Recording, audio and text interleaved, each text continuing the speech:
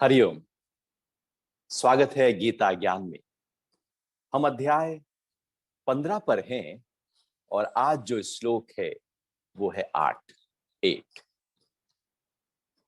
तो भगवान कह रहे हैं कि जैसे वायु गंध के स्थान से गंध को ग्रहण करके ले जाता है, वैसे ही देह का स्वामी जीवात्मा जिस पहले शरीर को त्यागता है, उससे मन सहित इंद्रियों को ग्रहण करके अपने साथ नए शरीर में ले जाता है।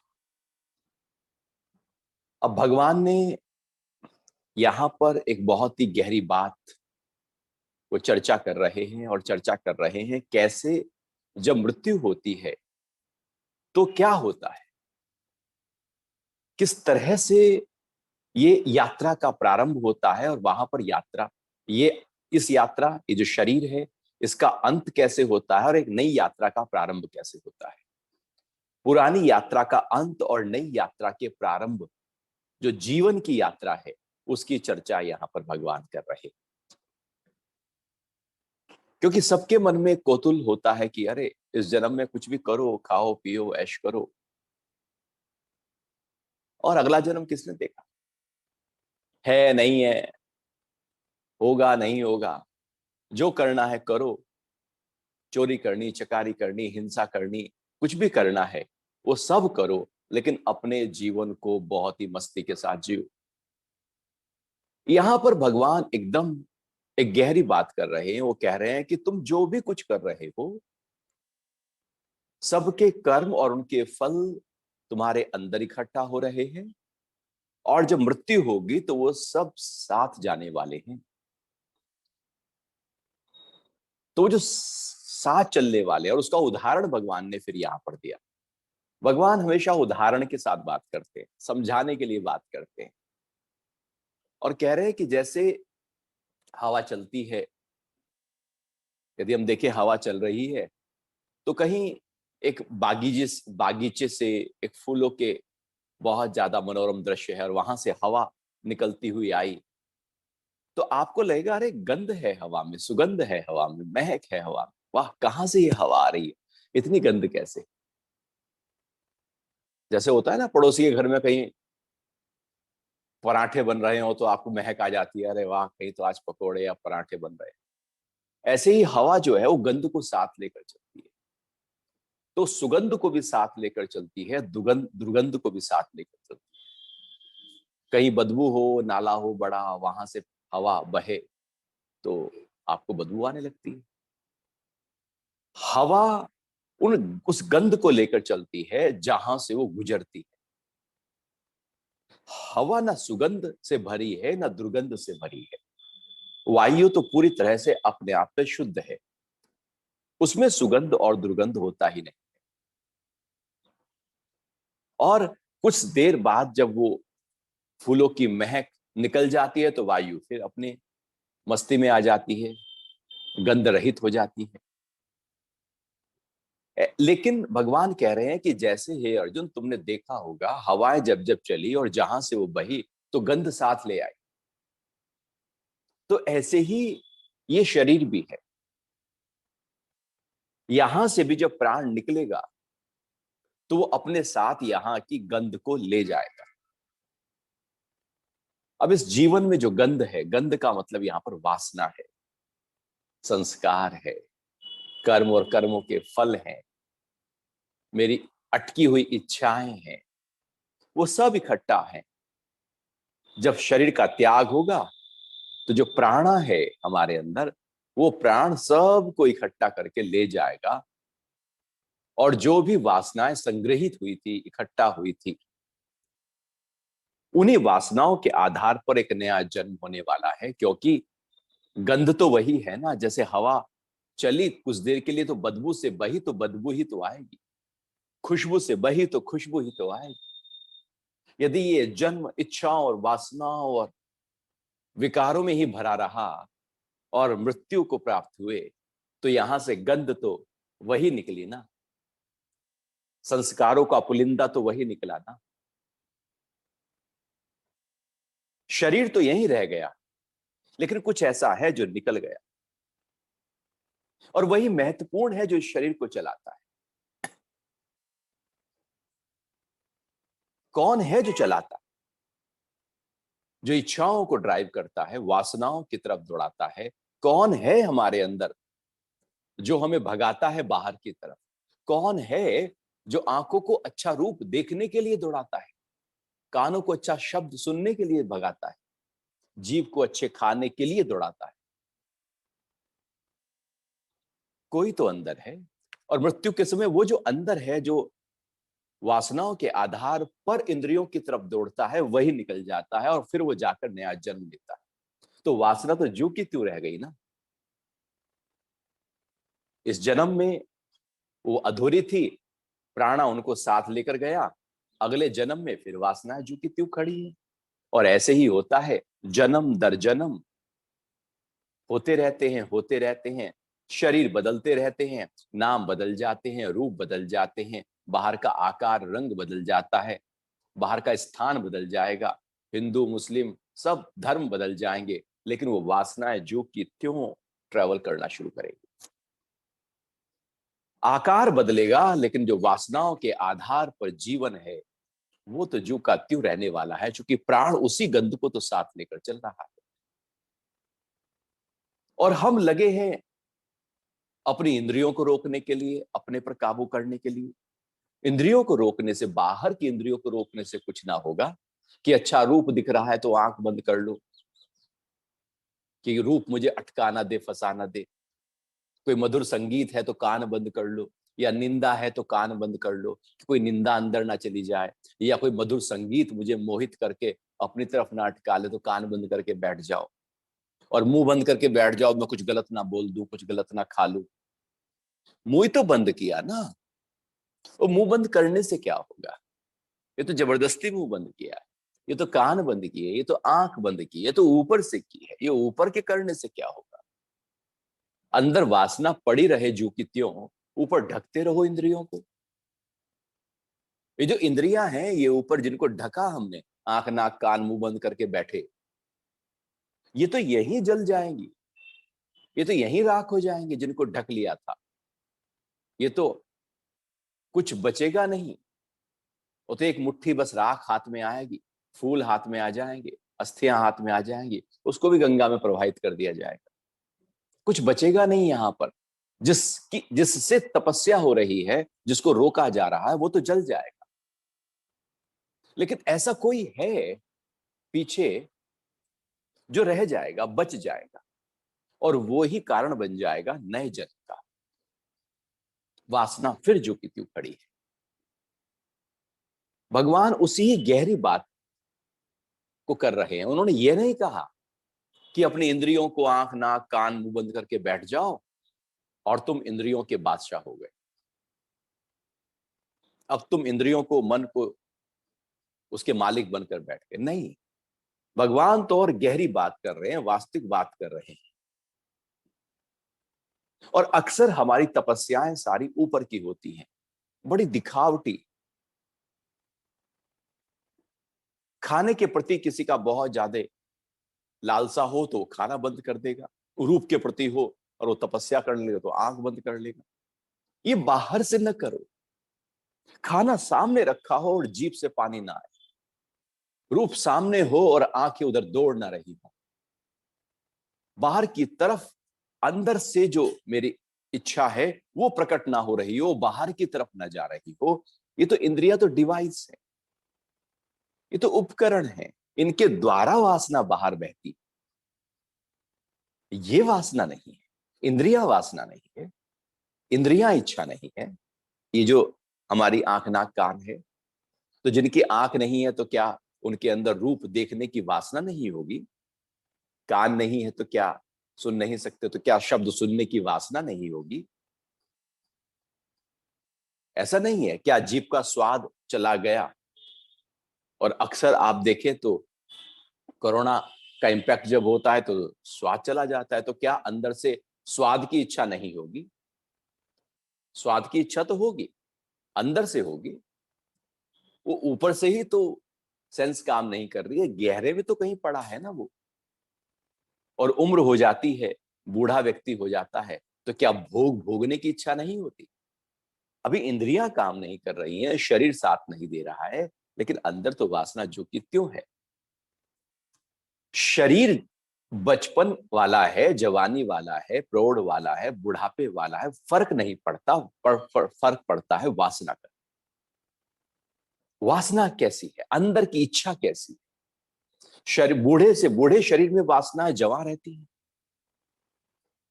उन वासनाओं का ट्रेवल होना है मृत्यु के समय, और हमने साधा शरीर को। ट्रेवल होना है किसी और चीज का, तैयारी कुछ और कर ली, तो गलत हो गया। तो भगवान यहां पर कह रहे हैं कि जैसे हवा, वायु गंध को लेकर जाता है अपने साथ, ऐसे ही हमारे अंदर का प्राण, हमारी इंद्रियों, मन को, इनकी शक्तियों को ग्रहण करके सबको साथ लेकर नए शरीर की ओर चला जाता है।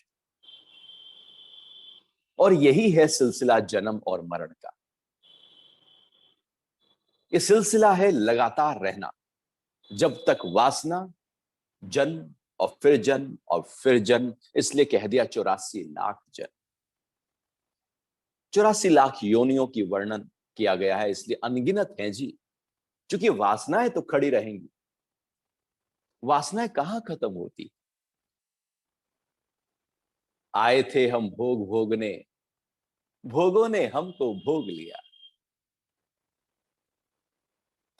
भोगो न भुगता वय में भुगता, भोग नहीं भोगे गए, हम ही भोगे गए। हमें लगा हम भोग रहे हैं, हमें क्या पता भोग हमें भोग रहे हैं। भोग तो जू के त्यों खड़े रहेंगे, हम ही चले जाएंगे।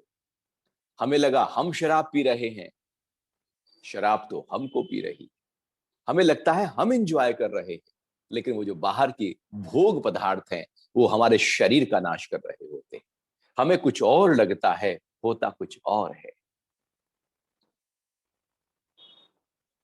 तो जो साधना है, जो प्रैक्टिस है, जो स्पिरिचुअलिटी है, वो है अंदर की इस वासनाओं को करेक्ट करने की एक प्रक्रिया, कि ये वासनाएं कैसे करके कमजोर पड़ जाएं, ढीली पड़ जाएं, हल्की हो जाएं, धूमिल हो जाएं, झीनी हो जाएं, मजबूती छूट जाए इनकी। क्योंकि जितनी वासनाएं मजबूत होंगी, नया जन्म उन वासनाओं के आधार पर उतना ही ज्यादा उसी रूप में प्रकट हो जाए।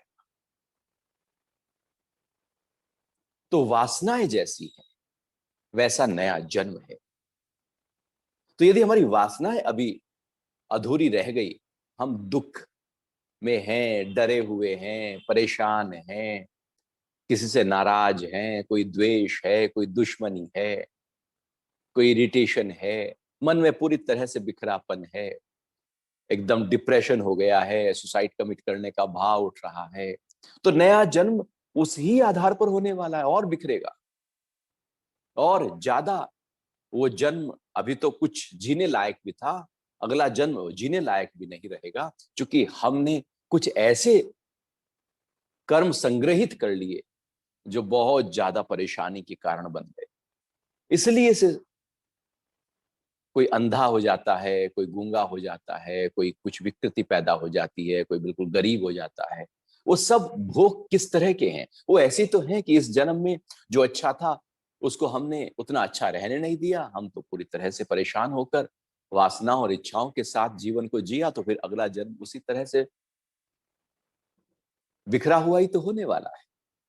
इस जन्म को बिखेर दिया तो क्या अगला जन्म, यदि हवाएं बदबू से आई तो क्या कुछ दूर तक बदबू न चलेगी?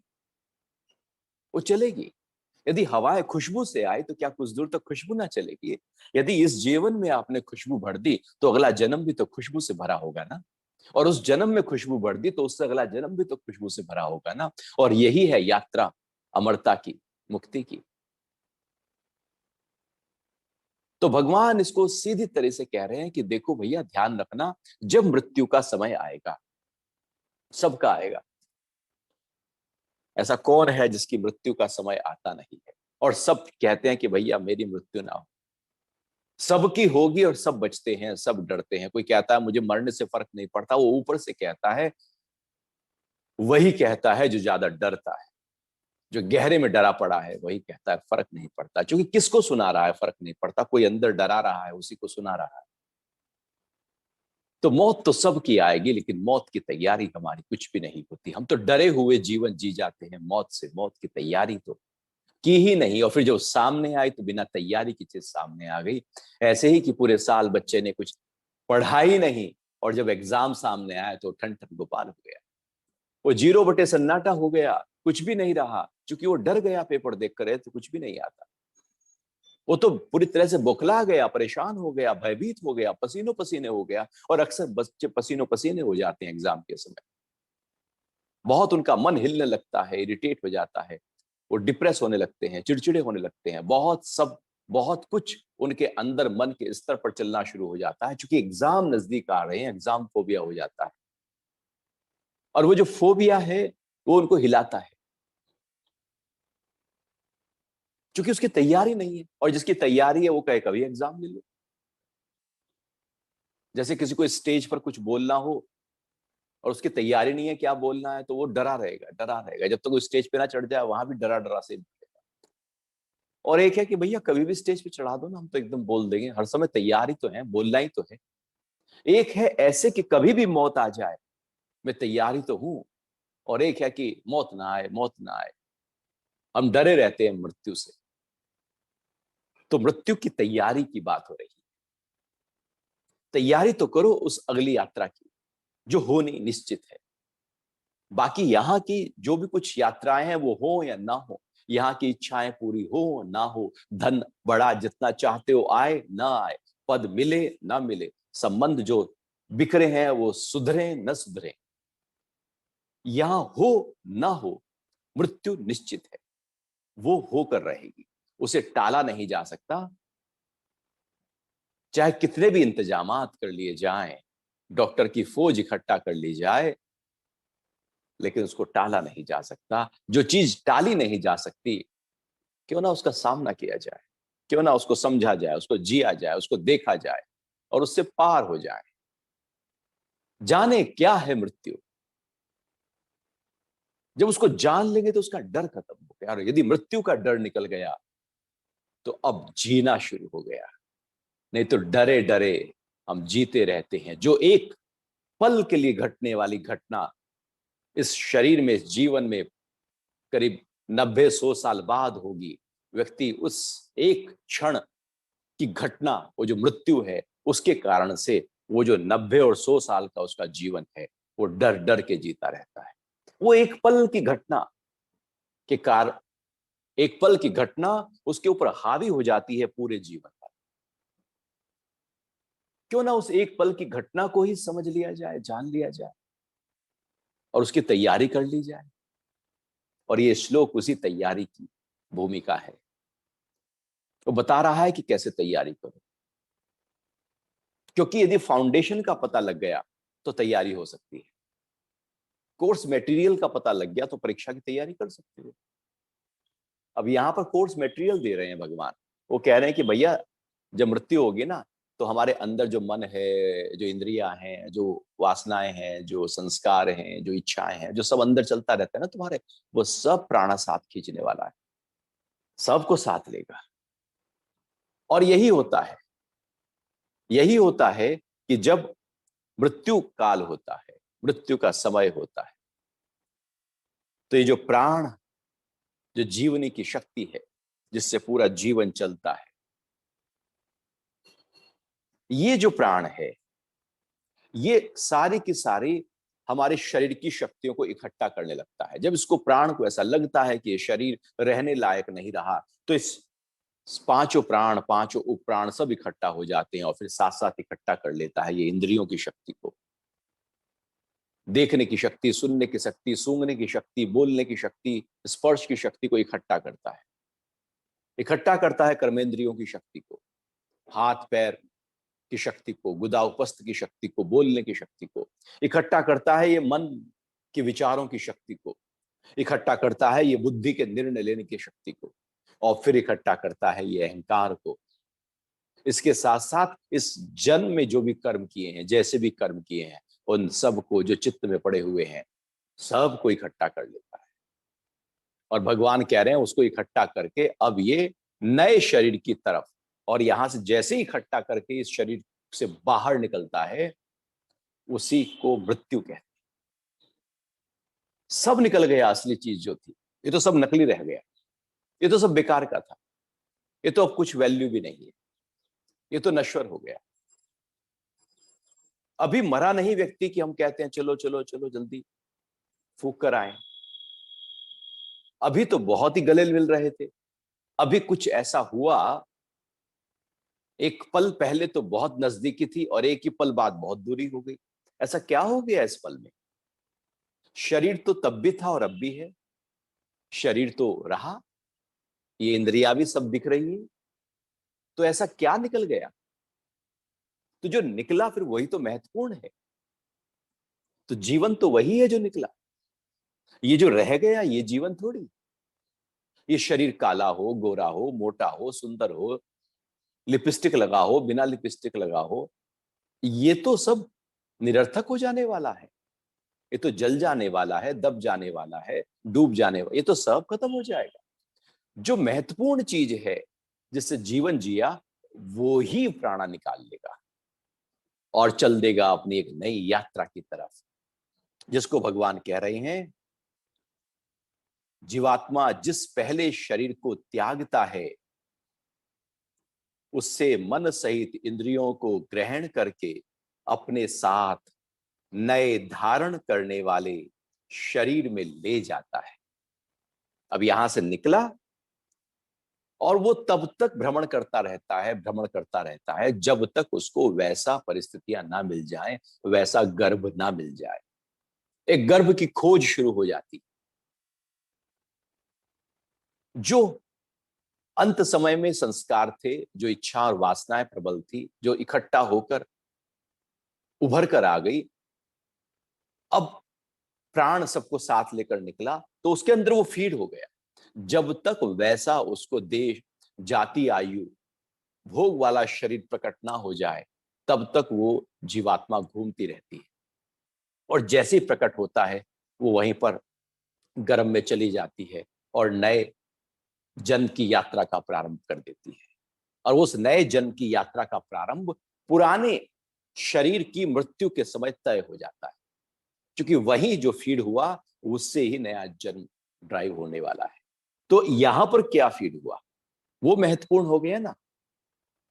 तो यहां पर यदि हमने, इसलिए गीता में कहा है कि निष्काम कर्म करो, इस तरह से चित्त की सफाई करो कि अब कुछ फीड ही ना रहे, हवा चले, ना सुगंधी हो ना दुर्गंधी हो। वो सुगंधी वाली समझो स्वर्ग है, दुर्गंध वाली नरक है, लेकिन हवा किसी गंध के साथ ही ना हो, चित्त में कोई संस्कार, वासना, इच्छा रहे ही ना, बाकी कुछ, तो वही मुक्ति है। अब कुछ अंदर है ही नहीं जो ले जाने लायक हो। ले जाने लायक तो तब होता है, ये इंद्रियां तो तब चलती हैं जब इंद्रियों में वासना पड़ी हो, मन में कुछ इच्छाएं पड़ी हो, बुद्धि में कुछ संशय पड़े हो, अहंकार में कुछ मैं मेरा पड़ा हो, तो ये निकलेंगे। अब इसमें कुछ पड़ा ही नहीं है तो ले जाने लायक कुछ रहा ही नहीं। जैसे आप घर बदलते हो और कहते हो यहां से तो ऐसा बेकार ही है, कुछ ले जाने लायक ही नहीं है, तो आपने सब वहीं छोड़ा और निकल गए। ऐसी मृत्यु के समय यदि कुछ भी ले जाने लायक नहीं रहा, उसको मोक्ष कहते हैं, मुक्ति कहते हैं। और कुछ ले जाने लायक रह गया तो उसको नया जन्म कहते हैं, पुनर्जन्म कहते हैं। तो अध्यात्म कहता है ऐसा कुछ भी ना छोड़ो जो अंत में ले जाने लायक रह जाए। सब इच्छाओं और वासनाओं को यहीं पर ध्यान के माध्यम से, ज्ञान के माध्यम से, प्रेम के माध्यम से, उपासना और प्रार्थना के माध्यम से यहीं पर शांत कर दो। ऐसे जियो जैसे राजाओं की तरह।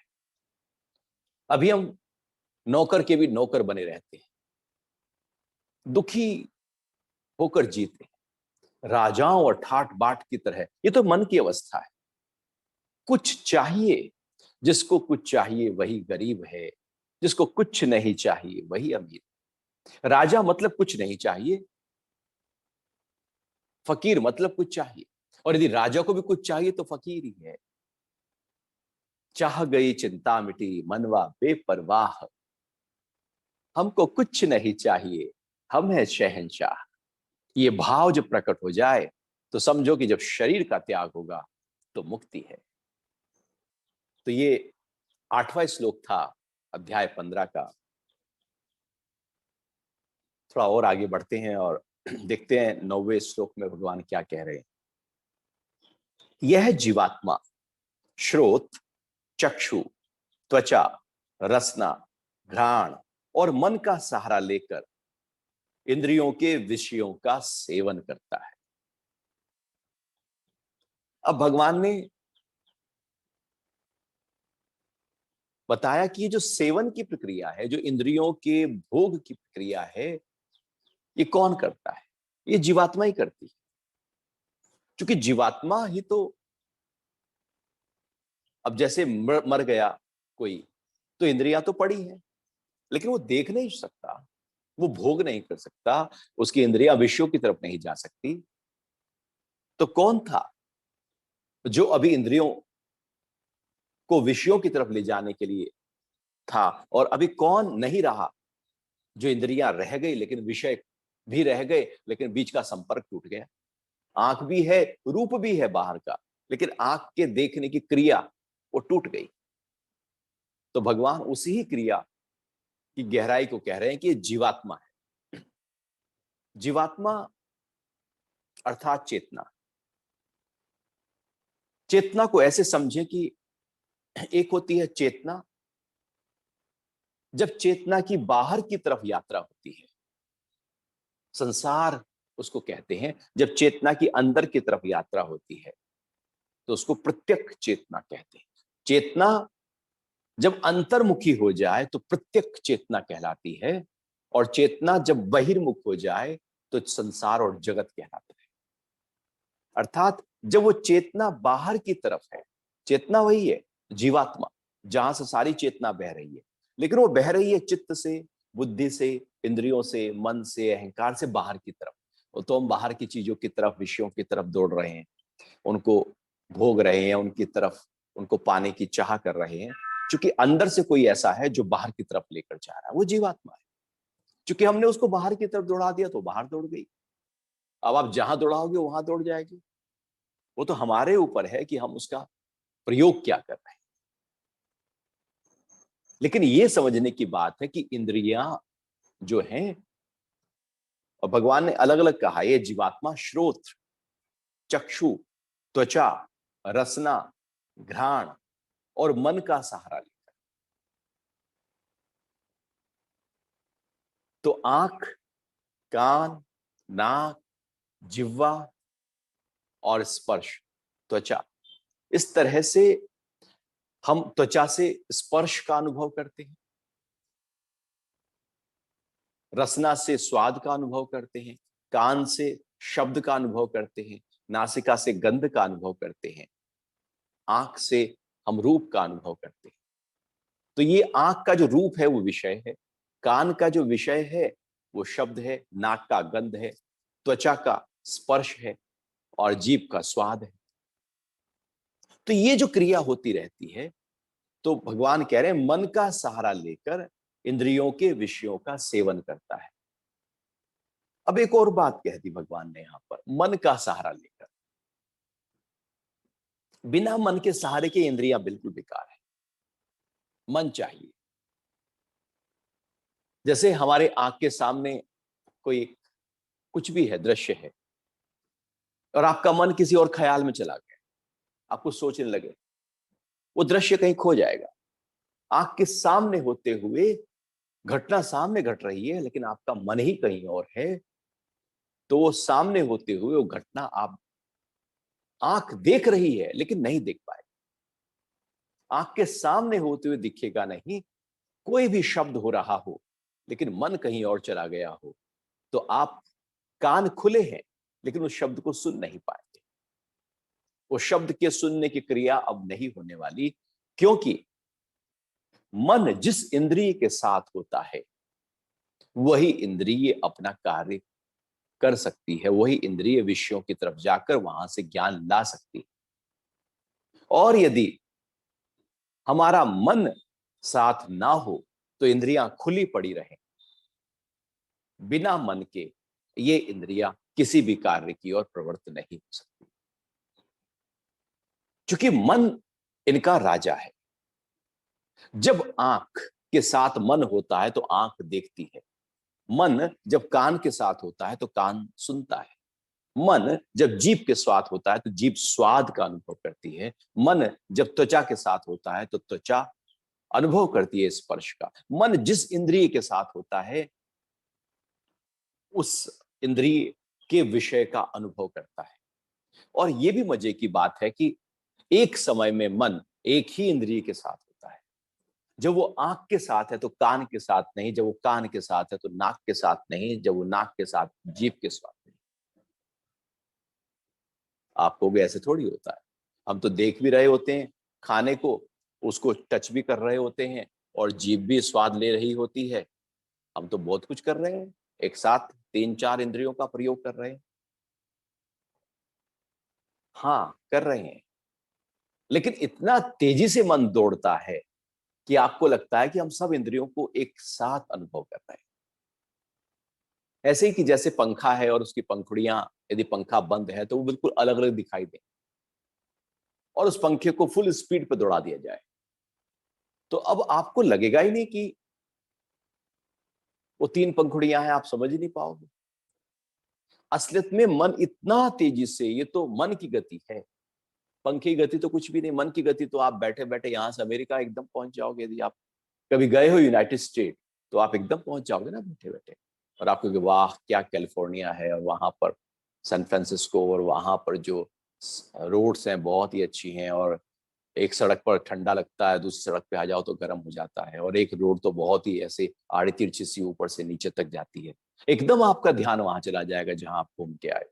आप स्विट्जरलैंड गए हो तो आप एकदम वहां वादियों का अनुभव करना शुरू कर दोगे। क्या पहाड़ है, क्या ग्रीनरी है, किस तरह से गायें वहां पर घास खाती रहती हैं, क्या एकदम अद्भुत नजारा है। आप हिमालय गए हो तो वहां पर बैठे बैठे मन इतना तेज दौड़ जाता है। ऐसे मन इतनी ही तेजी से इन इंद्रियों के साथ दौड़ता है। लेकिन जिस पल आंख देख रही होती है उस पल कान सुन नहीं रहा होता। लगता है कि दोनों हो रहे हैं, लेकिन वो एक पल में, और पल के भी पल में इतना फास्ट हो जाता है कि लगता है कि एक साथ हो रहा है। अलग अलग नहीं हो रहा, लेकिन एक साथ हो रहा है, लेकिन अलग अलग ही हो रहा होता है। ऐसा लगता है कि जैसे पंखुड़ियां है ही नहीं, बीच में गैप है ही नहीं जब पंखा तेजी से चल रहा है। लेकिन जब आप उसे बंद करते हो तो लगता है बहुत गैप है यहाँ पे। मन की गति के साथ इंद्रियों विषयों की तरफ जाती है, तो मन का सहारा लेना पड़ता है इंद्रियों को। वो एक जूता गांठ रहा था व्यक्ति, तो एक एक राहगीर आया और उसने पूछा कि अरे अरे भैया, वो राजा की सवारी अभी ढोल नगाड़ों के साथ निकली है, वो मैं देखना चाहता हूँ। दूसरे, मैं तो गांव से आया हूँ राजा की सवारी देखने के लिए, पता लगाऊं तो निकल गई है। वो इधर गई है या इधर गई, वो लेफ्ट गई है या राइट गई है, बाएं गई है या दाएं गई है, थोड़ा सा बता दो तो अच्छा रहेगा। वो अपना जूता ही गांठ रहा था।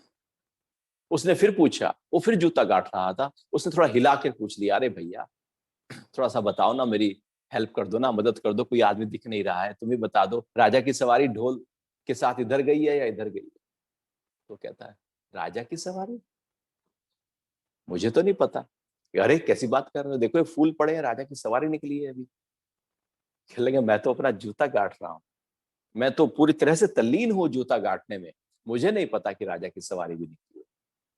तो वो तल्लीन है पूरी तरह से अपने कार्य में। बाहर अन्य इंद्रियां क्या कार्य कर रही हैं, उनके विषय पूरी तरह से होते हुए भी अब उनके लिए सस्पेंडेड हो गए। अब कोई भी मन उसके साथ नहीं है तो कान से वो शब्द सुन नहीं पाएगा, नाक से कोई और रूप देख नहीं पाएगा।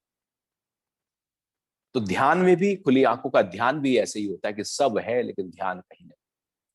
तो मन का सहारा लेकर इंद्रियां गति करती। तो भगवान कह रहे हैं कि जो इंद्रियां हैं ये मन का सहारा लेकर विषयों का सेवन करती रहती। क्योंकि मन में तो उठता है ना कि आज रसगुल्ला खाना है, पराठा खाना है, पकोड़े खाने हैं। मन में ही तो उठता है आज वहां घूमना है। हाँ, आप घूम नहीं पाओगे, अभी सब घर में ही बैठे हैं, लेकिन मन में तो उठता है ना घूमने जाना है। मन में उठता है ना, चलो वो म्यूजिक सुन लेते हैं, उससे बात कर लेते हैं, उसके शब्द सुन लेते हैं। मन में तो उठता है ना, चलो ठंडी हवा ले लेते हैं, एसी में चले जाते हैं। मन में तो उठता रहता है ना, और जो मन में उठता है वही इंद्रियों के साथ हम करना शुरू कर देते हैं। तो सेवन कौन कर रहा है? ये इंद्रियां कर रही है या मन कर रहा है? इंद्रियां मजे ले रही हैं या मन? हमें लगता है कि इंद्रियां, लेकिन वो मन मजे ले रहा होता है, क्योंकि मन में पड़ा है। तो जो मन में पड़ा है उसको, वो महत्वपूर्ण हो गया। और आगे भगवान कह रहे हैं 10वें श्लोक में कि शरीर त्यागते हुए, शरीर में स्थित हुए विषयों को भोगते हुए अथवा 3 गुणों से युक्त हुए को भी अज्ञानी जन नहीं देख पाते, केवल ज्ञान रूपी नेत्र वाले ही देख पाते। शरीर त्यागते हुए, शरीर का त्याग हो रहा है, शरीर में स्थित हैं और विषयों को भोग रहे, और 3 गुणों के साथ सत्व रज तम में हम वर्तन कर रहे। ये सब हो रहा है, लेकिन जो अज्ञानी है वो देख ही नहीं पाएगा। वो कहेगा मजे तो है ना। शरीर सबके त्याग हो रहे हैं, मर रहे हैं लोग, लेकिन ये जनाब है कि अपने ही भोग में, अपनी ही मस्ती में है। सारे शरीर, सारी मौतें हमें अपनी मौत का कुछ खबर देती है, लेकिन हम तब भी बेप्रवाह लापरवाह हो जाते हैं, तब भी अज्ञान से भरे रहते हैं, उनकी मौत से कुछ सीखते रहे। सब भोग रहे हैं और भोग भोग कर सब परेशान हो रहे हैं। लोग शराब पीकर कैंसर की तरफ जा रहे हैं और उल्टा सीधा खाकर बीमारी की तरफ जा रहे हैं। सब देख रहा है व्यक्ति, लेकिन फिर भी सीख ही नहीं लेते। हम शिक्षाएं कहां लेते हैं? प्रकृति पूरी तरह से शिक्षा का शास्त्र है और वो हमको लगातार कुछ ना कुछ सिखा रहा है, लेकिन हम अपने जीवन से, अपने अड़ोसी पड़ोसी के जीवन से भी कुछ नहीं सीखते, क्योंकि अज्ञान से भरे होते हैं। ये अज्ञान के कारण से हम जो वास्तविकता है उससे मुंह मोड़ लेते हैं और असत्य के साथ जीना शुरू कर देते हैं। लापरवाह और बेप्रवाह ही में जीवन जीना शुरू कर देते हैं। हमें लगता है ठीक है ना। वो चारवाक फिलॉसफी में कहते हैं ना कि भैया एक ही जीवन है, खूब खाओ पियो, उसके बाद जन्म होगा नहीं होगा। यदि खाने पीने के लिए तुम्हारे पास नहीं है तो फिर उधार ले आओ, उधार लाकर तुम खाओ पियो, लेकिन अपने जीवन को खूब अच्छी तरह से जियो। लेकिन अध्यात्म चारवाक फिलॉसफी नहीं। अध्यात्म कहता है कि थोड़ा सा ज्ञान के साथ जीवन को जियो। अज्ञान के साथ जीवन को हम जी लेते हैं, सबके शरीर त्याग हो रहे हैं, सब गुणों में बरत रहे हैं, सब भोग भोग रहे हैं, फिर भी जो अज्ञानी जन है उसे देख ही नहीं पाता। कहां देख पाता? वो शराब पी के एक मर गया तो दूसरा शराबी क्या उसको देख पाएगा? वो तंबाकू गुटखा खा के मर गया, कैंसर हो गया मुंह का, तो और गुटखा खाने वालों को पता लगता है अरे भैया मुंह का कैंसर होता है, वो कहता है अरे कुछ नहीं, फर्क नहीं पड़ता। वो शराबी पिए जा रहा है, वो गुटखा ही खाए जा रहा है, वो स्मोक ही किए जा रहा है, पता है लंग्स कैंसर हो जाएगा, लेकिन वो तो किए ही जा रहा है। वो मीठा खाए जा रहा है, पता है मोटे हो रहे हैं, फिर भी खाए जा रहा है। चिकनाई खाए जा रहा है, आलू पराठे खाए जा रहा है, कार्बोहाइड्रेट लिए जा रहा है, पता है मोटे हो जाएंगे, बीमारियां घर कर लेंगी, लेकिन फिर भी खाए जा रहा है। वो दिख रहा है कि मैं वॉक नहीं करता, योग नहीं करता, एक्सरसाइज नहीं करता, और जो करते हैं उनकी फिटनेस बहुत अच्छी है, मैं करूंगा तो मेरी भी फिटनेस अच्छी हो जाएगी, लेकिन अरे छोड़ कौन करे। इस तरह से अज्ञान हमारे अंदर घुस जाता है। सब दिखता है, लेकिन सबको हम नजरअंदाज करते चले जाते, अरे कुछ नहीं होता, अरे मुझे क्या होगा, मुझे कुछ नहीं होगा, वो तो किसी और को ही होता है। हम ऐसे ही हमेशा कहते रहते हैं मुझे नहीं होगा, किसी और को ही होगा, क्योंकि हम डरे रहते हैं अंदर से, हम टालते रहते हैं, बोल बोल के टालते रहते हैं, लेकिन वो टलता नहीं है, वो तो खड़ा रहता है। यही अज्ञानता है। दिख रहा है लेकिन उससे कोई अनुभव नहीं। जीवन जी लिया, कोई अनुभव नहीं। किसी और का जीवन जिया गया, उससे भी कोई अनुभव नहीं। हम ना किसी को देखकर सीख पाते हैं और ना अपने जीवन से सीख पाते हैं। हम तो भेड़ चाल की तरह वैसे चलते रहते हैं। यही अज्ञानता है।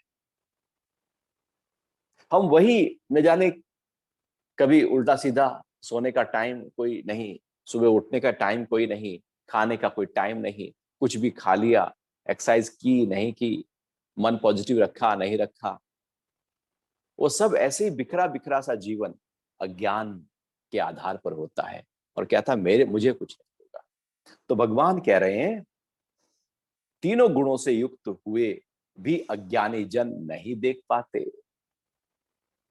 कहां देख पाते? यदि देख पाते तो फिर वो एक अंतर्मुखी यात्रा प्रारंभ कर चुके होते ना। यदि देख पाते कि ये दुख से भरा हुआ संसार है तो आनंद में जी रहे होते ना। जब देख नहीं पा रहे हैं कि दुखों से भरे हुए संसार से कैसे अपने आप को हटाएं और दुख में ही मजा ले रहे हैं, हम दुख में मजा लेने लगते हैं, लोग डर में मजा लेने लगते हैं, अज्ञान में मजा लेने लगते हैं, उसका रस आने लगता है और वहां से निकल नहीं पाते।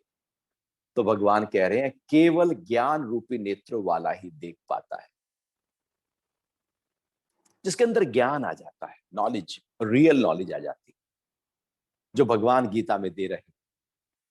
जब वो नॉलेज हमारे अंदर आती है तो हम देख पाते हैं, साक्षात एकदम दिखने लगता है। जैसे हाथ पर रखी हुई कोई चीज एकदम सामने दिखने लगती है, ऐसे ही ये शरीर, मृत्यु की प्रक्रिया, ये तीन गुणों का प्रभाव, ये भोग, ये संसार दुखमय, ये सब दिखाई देने लगता है। और फिर व्यक्ति एक ऊंची यात्रा शुरू करता है। वो कहता है ये तो बेकार, ये तो कांटो बड़ी, रहना नहीं देश बेगाना है, उलझ पुलझ मर जाना है। ये देख लेता है कि ये तो, इसमें कुछ रखा नहीं है, ये तो निस्सार है। जो देख लेता है निस्सार है, वही तो दूसरी यात्रा करेगा। और जो कहता नहीं इसी में तो सार है, इसी में तो मजा है, इसी में तो रस है, वो रसगुल्ला खाने में रस है, वो रस लिए जा रहा है, उसे क्या पता कि डायबिटीज बढ़ जाएगी, शुगर लेवल पहले बढ़ा हुआ है और बढ़ जाएगा, उसे क्या पता मोटापा हो जाएगा। तो उसे पता ही नहीं है कि इससे फिर हड्डियां कमजोर होंगी, उसे पता ही नहीं है, वो देख के भी नहीं कर पाता। लेकिन जो ज्ञान के साथ जीता है, वो एक बार यदि समझ लेता है तो फिर वो जान लेता है, फिर उससे हटने लगता है। तो ज्ञान रूपी नेत्र चाहिए। ये नेत्र नहीं, अंदर के विवेक वाले, प्रज्ञा वाले नेत्र, जो अच्छा क्या है, बुरा क्या है, सही क्या है, गलत क्या है, उसकी पहचान हमको करा दे। वो नेत्र ज्ञान से आते हैं। और भगवान उन्हीं नेत्रों की बात, उसी चक्षु को खोलने की बात, जिसको त्रिनेत्र कहते हैं, जिसे दिव्य दृष्टि कहते हैं, और ज्ञान से वो दिव्य दृष्टि अर्थात विवेक जग जाता है और पूरा जीवन फिर विवेक के साथ जिया जाता है। तो इस तरह से ये श्लोक 10वां यहीं पर पूर्ण होता है। बहुत ही, तीनों श्लोक बड़े इंटरेस्टिंग श्लोक थे, बड़े गहरे थे। पूरी जीवन यात्रा और नए जीवन की यात्रा पर इन श्लोकों से आज हमने चर्चा की। अभी समय है कुछ प्राणायाम और ध्यान के अभ्यास का। प्राणायाम जो हमारे तमाम रोगों को दूर करने में, सारी नकारात्मकता को दूर करने में, जितने भी विकार और विषाक्त शरीर के अंदर इकट्ठा हो गया है उसको बाहर निकालने में, मन के स्तर पर नेगेटिविटी को, भावनाओं के स्तर पर दूषितताओं को बाहर निकालने में प्राणायाम बहुत ही मदद करते हैं। तो हम प्रारंभ कर रहे हैं अनुलोम विलोम प्राणायाम से, चूंकि ये बहुत ही महत्वपूर्ण अभ्यास है। और वैसे भी देखा जाए तो जितने भी प्राणायाम के अभ्यास हैं, कहा गया है कि ये जो अनुलोम विलोम प्राणायाम, जिसको नाड़ी शोधन भी कहा जाता है, जो 72,000 नाड़ियों का शोधन करता है, वो सबसे पहले कर लेना चाहिए।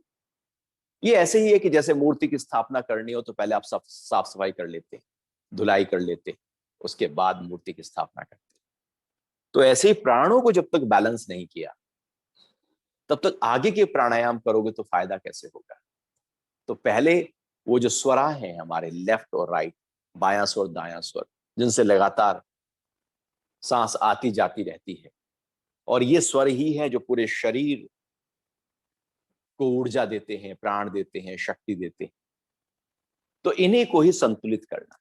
प्राणों को संतुलित करने की क्रिया को प्राणायाम कहते हैं। यदि प्राण संतुलित हो गए, और संतुलन की भी एक सीमा होती है, संतुलन भी पूरे ऊंचे स्तर पर हो जाए, तो यही प्राण मुक्ति की ओर ले जाए, स्वास्थ्य की तरफ ले जाए। तो सीधे हाथ की प्राणायाम मुद्रा नाक पर ले जाइए, राइट नोस्ट्रल को बंद कर लीजिए, लेफ्ट से श्वास को बाहर निकाल देते हैं, आंखें बंद हैं। फिर लेफ्ट से श्वास भरते हैं, लेफ्ट को बंद करके राइट से निकाल दीजिए।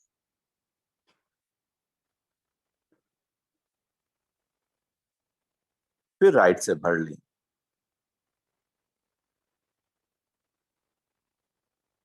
और लेफ्ट से निकाल दीजिए।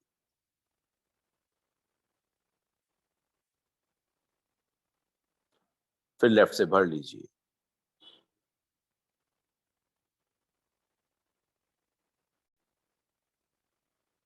और राइट से निकाल दें।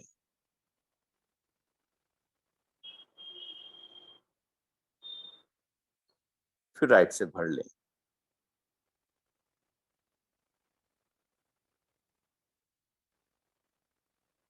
और लेफ्ट से निकाल दें।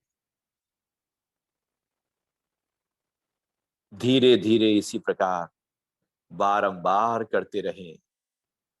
पूरा भरना, पेट फूल जाए, छाती फूल जाए, और पूरा निकाल देना। ध्यान को श्वास पर टिकाया हुआ है। सांस आ रहा है, जा रहा है।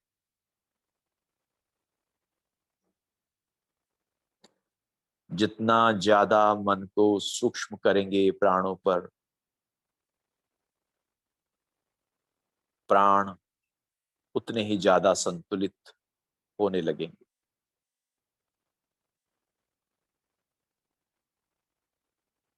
ईड़ा और पिंगला दोनों नाड़ियों को शुद्ध किया जा रहा है, निर्मल किया जा रहा है।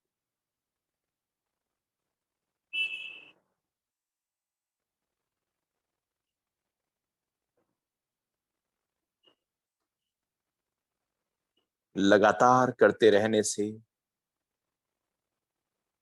ये श्वास, ये वायु हमारे प्राणों को जगाने में मदद करेगी। लगातार करते रहने से हमारा शरीर प्राणों से भर जाएगा, फेफड़े प्राणों से भर जाएंगे। लगातार यह अभ्यास पूरे शरीर को प्राणवान कर देगा। ब्रह्मांडीय प्राण को शरीर के अंदर धारण किया जा रहा है, उसको अनुभव करें। और पिंडीय जो कार्बन डाइऑक्साइड है उसको बाहर की तरफ बाहर निकाला जा रहा है, उसको भी अनुभव करें। भरने की क्रिया पूरक, निकालने की क्रिया रेचक।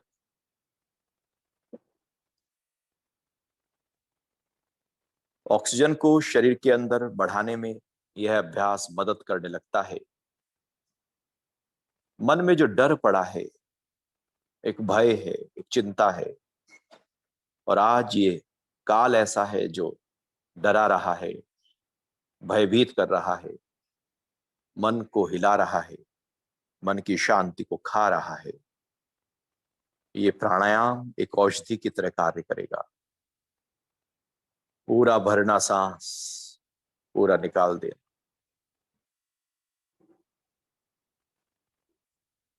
अधिक से अधिक श्वास के भरना और निकालने की क्रिया लगातार करते रहिए। इतना भर लेना कि फेफड़े, पेट पूरी तरह से फूल जाए, फैल जाए। जितना ज्यादा से ज्यादा सांस आप भर सकें उतना भर लेना, और फिर पूरा निकाल भी देना।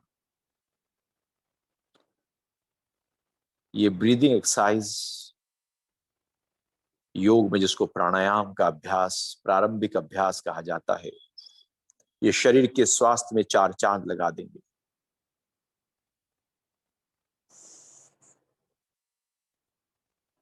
पूरा भर लिया, पूरा निकाल दिया, फिर से भर लिया और निकाल दिया।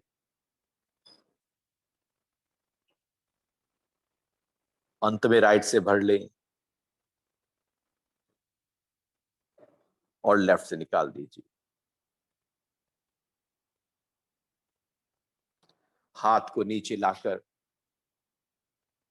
शांत भाव से, सहज भाव से, एकदम सौम्यता और सरलता से आंखें बंद किए बैठे रहे।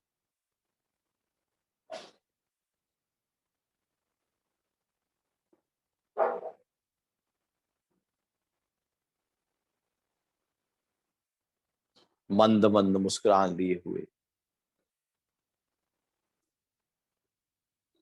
अपने ही साथ अपने भीतर से जुड़कर बैठे रहे।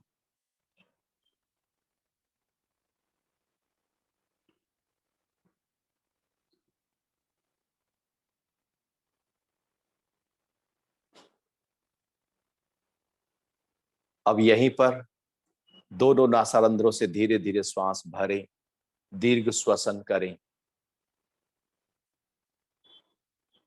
छाती फूल जाए, पेट फूल जाए, फिर श्वास निकाल दीजिए। पूरा बाहर निकाल दीजिए जितना निकाल सकते हैं। फिर से श्वास भर लें पूरा, अधिक से अधिक अंदर। पूरा भर लिया, आवाज नहीं करनी भरने की। फिर धीरे धीरे श्वास को निकाल दीजिए बाहर, पूरा बाहर निकाल। फिर से भर लो पूरा सांस भरकर और फिर से श्वास को बाहर निकाल दीजिए। इस बार रोकना है जी। तो श्वास भरेंगे और फिर धीरे से श्वास को हम रोकेंगे। तो श्वास भर लेते हैं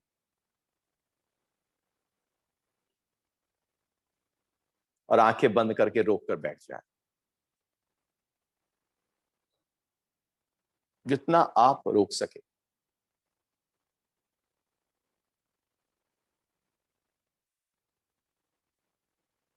और जब लगे रोक नहीं सकते, सांस को अब धीरे से बाहर निकाल, धीरे से निकालना, फिर भरना सांस। पूरा भर लेना श्वास को अधिक से अधिक और फिर रोक लेना, रोक कर बैठ जाना। पेट फूला हुआ, सीना फूला हुआ, श्वास रोका हुआ, जबरदस्ती कुछ भी नहीं, जितना आप आराम से कर सके। और फिर धीरे से निकाल दें। फिर से एक बार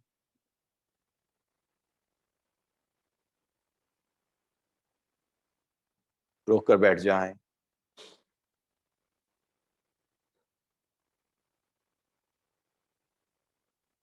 जितना आप रोक सके उतना रोकें, फिर सांस निकाल दें।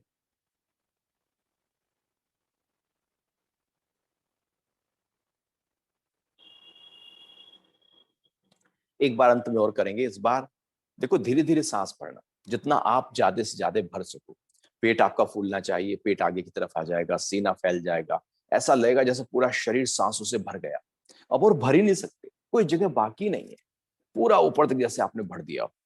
जैसे कई बार होता है ना, इतना खा लिया कि गले तक भर गए हैं और डकार की भी जगह नहीं। सांस भी ऐसे पूरा भर लेना और भरने के बाद उसको रोक कर बैठ जाना, यथाशक्ति रोकना। आने वाले दिनों में हम 3 बंधों का प्रयोग भी सिखाने वाले हैं, कैसे 3 बंधों के माध्यम से श्वास को हम रोक सकते हैं। तो फिर रोक कर बैठ जाना। अब आप थोड़ा देखना कि आप कितनी देर तक रोक सकते हैं। हो सकता है आप 10 सेकंड रोक पाए, 15 सेकंड रोक पाए, 20 सेकंड रोक पाए, जो भी आपकी सामर्थ्य है, यथाशक्ति है। जबरदस्ती नहीं करना। और फिर जब लगे कि अब आराम से अब रुक नहीं सकता, फिर उसको धीरे धीरे निकालना शुरू करना और कंट्रोल करते हुए निकाल, फोकस करते हुए निकालना, धीरे धीरे निकालना और फिर निकालते जाना, पूरा खाली करने तक निकालना। चलो करके देखते हैं। तो आराम से बैठ जाओ, श्वास निकाल दो, आंखें बंद, श्वास भरना शुरू करते हैं।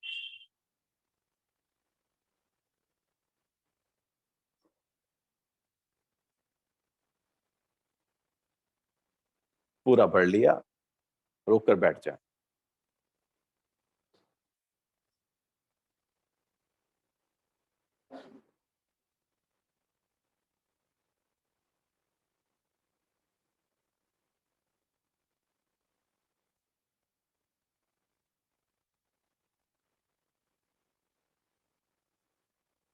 जितनी देर आप रोक सके, और फिर धीरे से निकालना शुरू करें।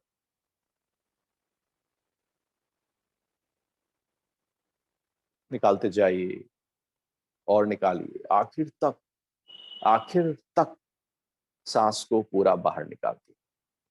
अब सांस को नॉर्मल कर।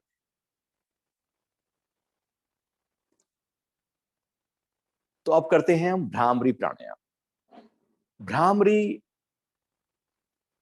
अर्थात एक भंवरे जैसी गूंज, और वो गूंज हमारे मन को साधने में, बांधने में, मन को ठहराव देने में, एकाग्रता देने में मदद करेगी। वो गूंज हमारे मन और मस्तिष्क के लिए बहुत ही लाभकारी हो जाएगी, इंद्रियों को ये लाभकारी हो जाएगी, सोचने, समझने, याद करने की शक्ति बेहतर होने लगेगी, नींद की क्वालिटी बेहतर होने लगेगी, मन का ठहराव आ जाएगा।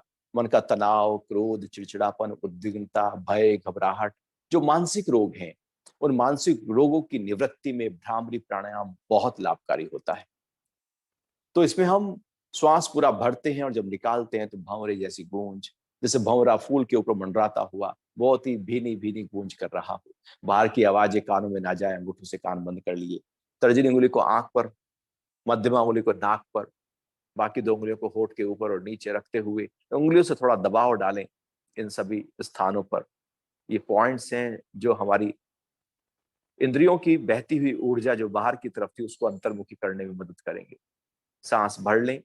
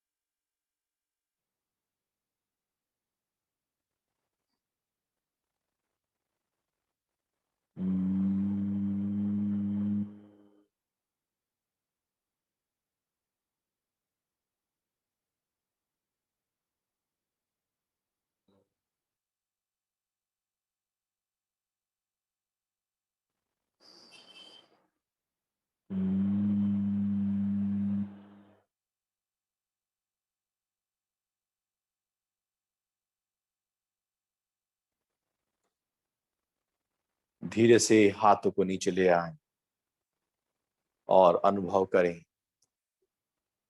कि मन ठहर गया, शांत हो गया। करते हैं ओम का जाप। सांस पूरा भर ले।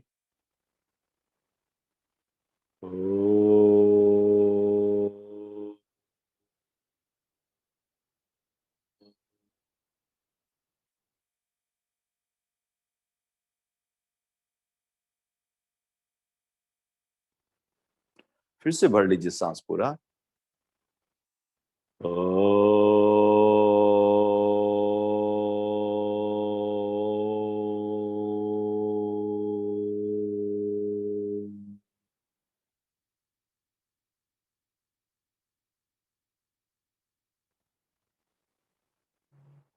एक बार और।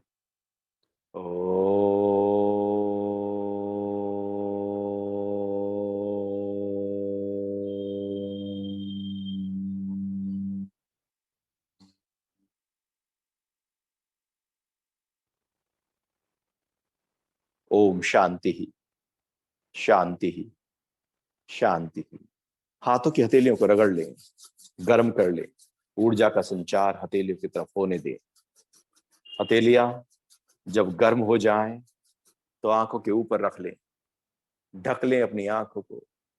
आंखों के आगे अंधेरा, मन गहरे में शांत, ठहरा हुआ, अमन हो गया, सहज, सरल और सौम्य हो गया। एक मधुरता का अनुभव भीतर होता हुआ आहिस्ता से हथेलियां हटा लें। आंखें खोल लीजिए। तो आज के लिए इतना ही। अब हम सोमवार सुबह 8 बजे फिर से गीता के आगे श्लोकों की चर्चा करेंगे, उसके बाद प्राणायाम और ध्यान का अभ्यास होगा। हरि ओम। जय श्री कृष्ण।